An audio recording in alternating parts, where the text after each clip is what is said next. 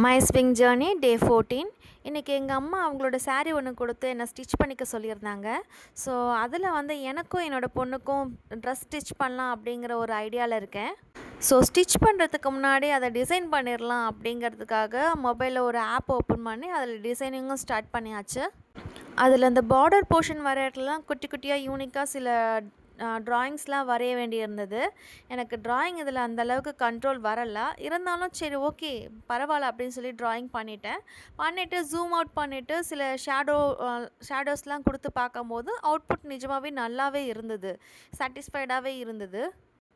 Next எனக்கு design பண்ணி முடித்ததுக்கப்புறம் என்னோடய பொண்ணுக்கு டிசைன் பண்ண ஸ்டார்ட் பண்ணலாம் அப்படின்னு சொல்லி ஸ்டார்ட் பண்ண ஆரம்பித்தாச்சு.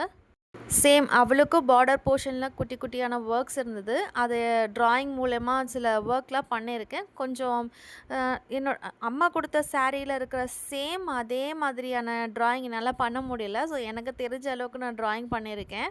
ட்ராயிங் ஃபுல்லாக கம்ப்ளீட் பண்ணி முடித்ததுக்கப்புறம் ஹார்ம் கிட்ட இருக்கிற பார்டர் ஒர்க் அவளுக்கு பிடிக்கல. அது எனக்கே வந்து சரி ஓகே இது நல்லா இல்லையே அப்படிங்கிற மாதிரி ஒரு ஃபீலில் தான் இருந்துச்சு.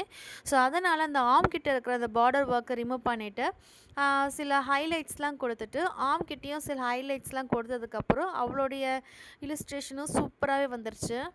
ஸோ இதுக்கப்புறம் பேட்டர்ன் போடணும், ஃபேப்ரிக் கட் பண்ணணும். அதெல்லாம் எப்படி பண்ணுறதுங்கிறத நெக்ஸ்ட் வீடியோவில் பார்க்கலாம். டாட்டா பாய்.